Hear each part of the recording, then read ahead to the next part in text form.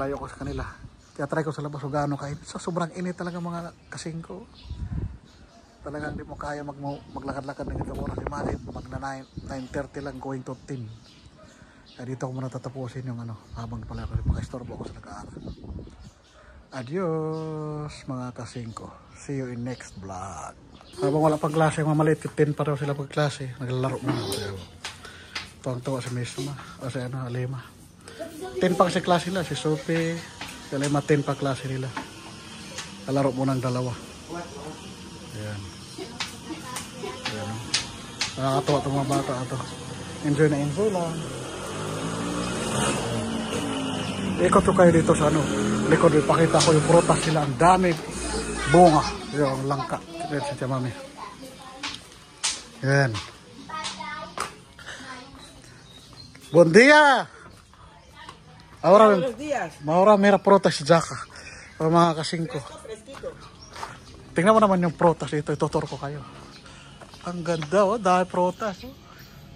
Diba? Ayan. Dami. Naku, ang laki dahil prutas.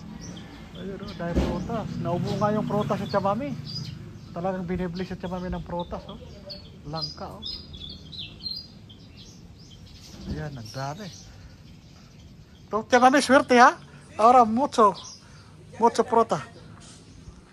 Aquí to, casa no tiene no? No saca?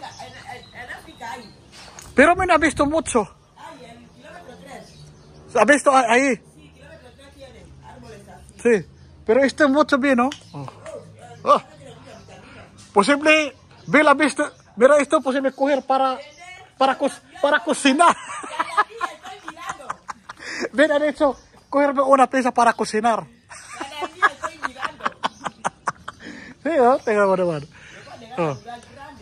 Después se acabaste abocado, ahora esto falta poco para dar fruta. Todos Tia Mami sa mga halaman eh. Lalo na ito, mamumunga na daw to. Falta poco para dar fruta, no? Ayan. Sí. Sí. Tu paseo completo. Fresco.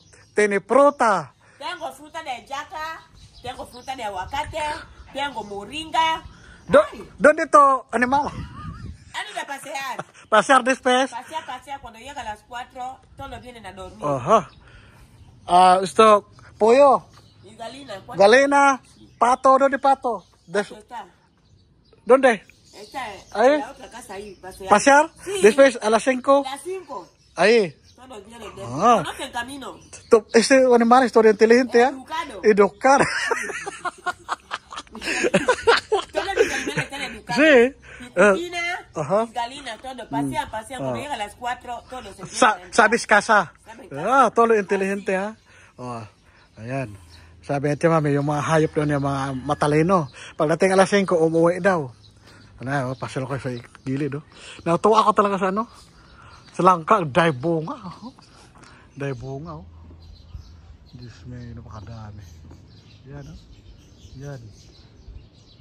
Simula baba hanggang taas ang bunga. Tuwang-tuwa si Bill John dito kasi gusto niya maggulay. Ayan, Yan. Tsaka may pa dito.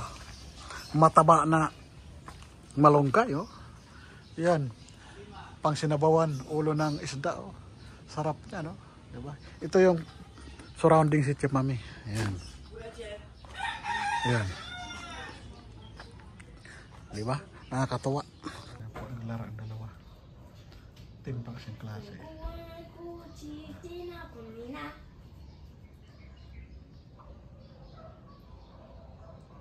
Sophie! Bin! Nag-enjoy pa.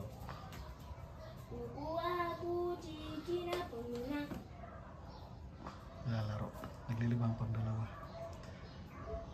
May isang oras pa sila eh. 10 pa kasing klase. Ng grade 1 at saka grade 2. Habang si Miss na busy. Ayan. Kanya-kanya sila Si Miss mo. Napakainit. Kung di ka sa labas, huwag naman ang hangin. Ayan. Enjoy na enjoy. Ano kaya naman? Tendrá que estar moviendo el buen de atrás. Katuwa itong mga batang ito. Ito naman dalawa, di pa adik sa cellphone. Ayan, sige, laro. Laro, more. Eh, kalau akik presko, pasa. Cuando cambia maestra acá, que sale de unión. Así me ha hecho, mira, porque hace así. Sí, aquí, normal. Cada maestra pone una. Cada maestra tiene código. No, no. Ahora sí, mira. Cambiar código? Sí, cada maestra su código. También más Leila. ¿Ah, sí? Pero ada código. Normal, cambia. Eso normal. Esto rolos de escuela. Ayan. Lagyan rin dalawa. Ito dalawa base. Tapos na unang klase nila. Primero klase is terminado. Ah, vale. Ahora que Otro maestro. ¿qué asignatura? Subject? English? English. Ayan. Change ko na naman daw sila. Kasi another teacher daw. Úsalo ahí. Bawat teacher ibang code. Marunong naman sila. Ayan. Marunong naman yan. Ayan. Inglés.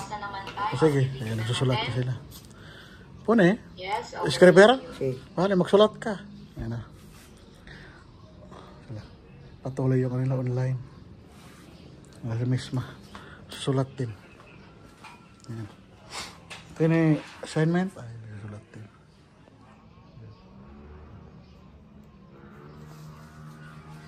Ahora no terminamos. Ayan. ¿Dónde Supita? Supi. Ayan. Wala pa sila klase. Falta 40 minutes para start sila. Ito dalawa, oh, busy. Susulat. Diyos ko, alas 9:20 pa lang. Sobrang init na, oh. Ayan, oh. Kita mo naman mga kasing ko, ah. Grabe ang init. Swak na swak. Ayan, oh. Kawawa talaga pag, masa, siguro ngayon, 40 plus siguro ngayon ang, temperatura. Alas 9 pa lang, oh, ramdam mong init. Buti nga dito sa labas nila, maramdaman mo may hangin. Kumusta kayong bahay na mas maliit na nakatago? Siguradong sobrang init. Tagaktak ang pawis. Okay, so English? Isulat siya. May mga assignment na binigay. Sulat na siya meron. At least sulat na siya ng mataas kayong grado ni Amer, mga kasingko. Nakita namin si Misma, pero pinakataas ka nila si Alima, tapos si Sophie, mataas ang grado. Nag-aaral naman talaga sila. Si Misma din, din ang grado. Lahat sila pumasa. Kaya may gina rin, hindi talaga sayang, sabihin natin na di nasasayang yung pagod at gastos ni Raul. Kasi pinalitan naman nila, may sinuklian naman nila na nag-aaral sila maigi. Si Vivian, maganda rin ang grado. Nakita namin, kaya thank you din na. Din sila, nagko-cooperate sila sa pag-aaral. Na may risk back, kumbaga ginastosan man, at least may sukli na magandang grades na pinakita nila sa naggumagastos. Kaya thank you din kay Rowell, andyan talaga nakasuporta sa kanila. Malaking bagay kasi kung di ka talaga mag-aaral, ang future mo talaga hanggang mag-construction ka lang, may mga bigat na trabaho, pero kahit ganun trabaho, sanay naman ako sa ganun. Mga construction, mga harvest, sanay naman ako, pero maganda talaga makapag-aaral kasi makaalwan-alwan ka makapili ka ng trabaho na magaan. Pwede ka sa opisina kung makatapos ka. Pero pag di ka talaga makatapos, kawawa. Kasi imagine yung mga tao din ang pagtapos, tingnan mo yung trabaho. Napakabigat, hindi madali. Kahit sino siguro tatanungin sa din nakatapos, sabihin talaga nila, mabigat, pero titiisin nila alang-alang sa pamilya, sa mga anak nila. Kaya gusto nga yung ibang yung sabihin natin, mababa ang kita, sabihin talaga nila, gusto na makapagtapos pag-aaral kasi ayaw namin na mapagaya sila sa amin. Ayun ang kagandahan. Ayan.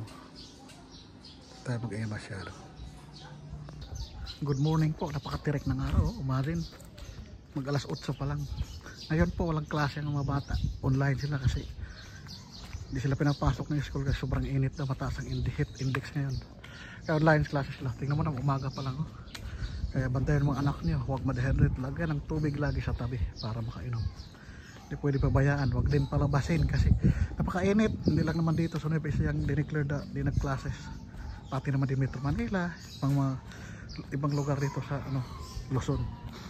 Kaya bantayan ng mga bata. Tingnan natin kung naka-prepare ng mga bata dito para sa online classes nila. Sobrang init. Kaya awanin natin sila, guide natin sila. Kumustahin natin. Tingnan mo ang araw. Napakaliwanag ng araw. Ito yung bahay nila. Kailangan natin i-guide sila kasi napakainit. Ang tubig, lay paalalahanan. Huwag palabasin, huwag mamasyal ng ganitong oras. Hapon siguro pwede, pero pag mataas ng oras, huwag na. Steady muna sila sa bahay. Need nila mag-relax. Kasi sobrang init, sigurado ma-dehydrate yan. Kaya bantayan, gabayan sila. Kahit yung mga personal na mga anak natin, kailangan natin i-guide kasi mahirap na magkasakit, mahirap rin ma-dehydrate kasi mahal magpagamot.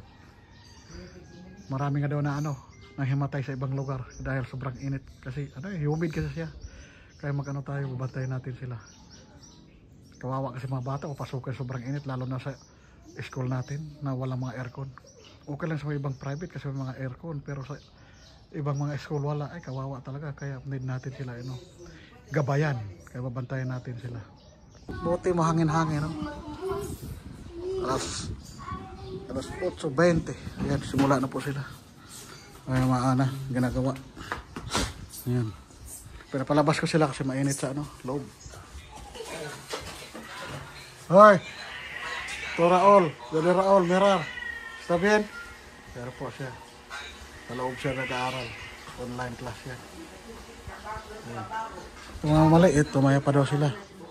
Alas 10 pa daw. Si Alema, alas 10 pa, tsaka si Misma. Alas 10 pa daw sila. Ayan. Ito sila, kompleto na, ready na. Aquí muy bien, fresco.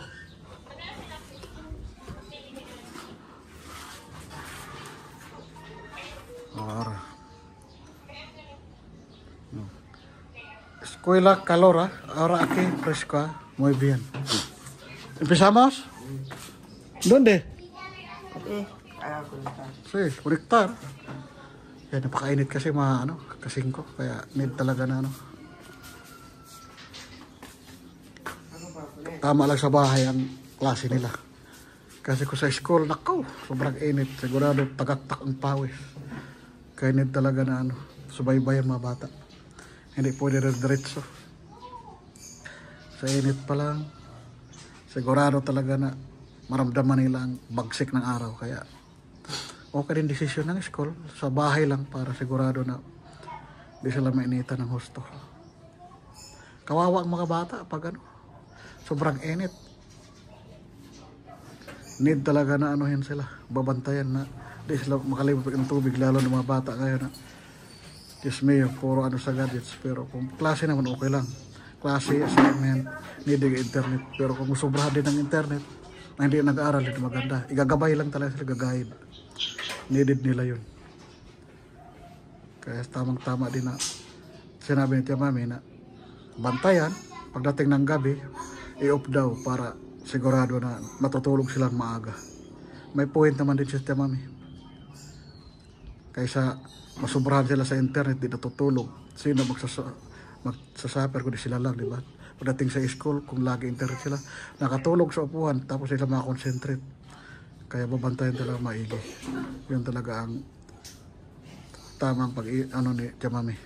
Pag-intindi na no need sa over ng internet.